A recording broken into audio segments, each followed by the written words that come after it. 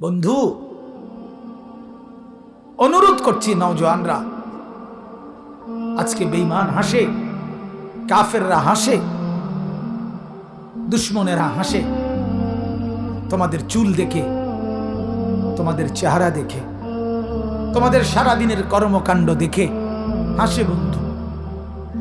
দুশ্মন হাসে যে হ্যাঁ, শ্রেষ্ঠ নবী পেয়ে, শ্রেষ্ঠ দিন পেয়ে এই লোকগুলো নিজেদের দিনকে ছুঁড়ে ফেলে দিছে, নিজেদের নবীকে ছুঁড়ে ফেলে দিছে, আর আমরা বেঈমান যা দেই তাই গ্রহণ করছে, এগুলো দেখে হাসে।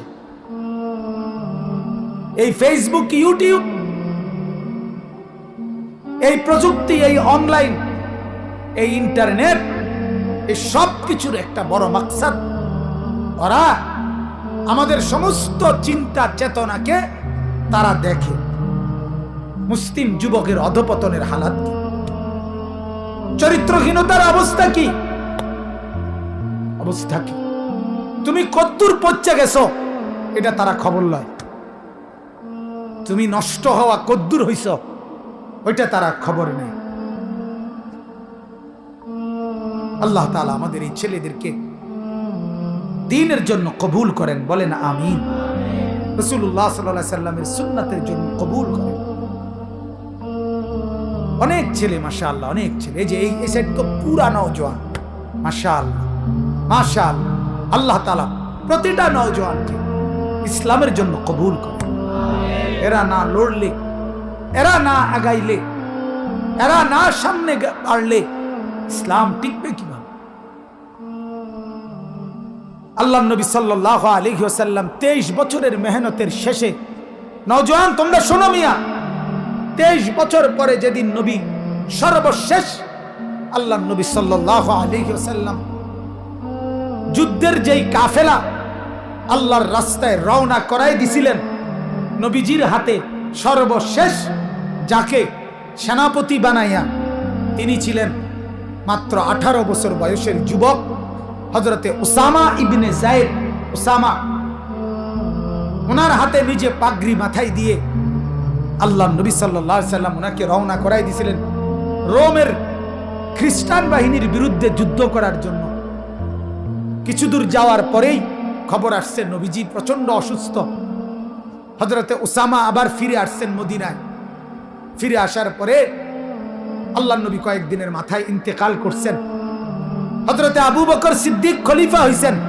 হওয়ার পরই না, চলো সামনে বাড়ো। আর আল্লাহর নবী যেই ওসামার মাথায় শেষ পাগড়ি মাথায় দিছে, বাঁধছে আর যুদ্ধের জন্য রওনা করাইছে, তিনি ছিলেন মাত্র 18 বছরের যুবক। 18 বছরের যুবক।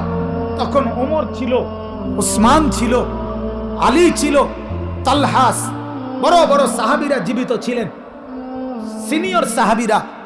ওনাদের অবস্থায় এক যুবকের মাথায় পাগড়ি দিয়ে নবী যুদ্ধের জন্য রওনা করাই দিয়া বলে দিলেন, বুঝাইয়া দিলেন, ও আমার উম্মতের যুবকরা, আগামী কিয়ামত পর্যন্ত ইসলামের কাফেলা আমি তোমাদের মাথায় তুলে দিলাম। চলো তোমরা আমার দ্বীনকে, আমার 23 বছরের মেহনতকে তোমরা আগায় নিবা। এই ছিল নবীজির আখিরি তামান্না। আজ তোমরা মোবাইলকে প্রিয় বানায় ফেলছো মিয়া।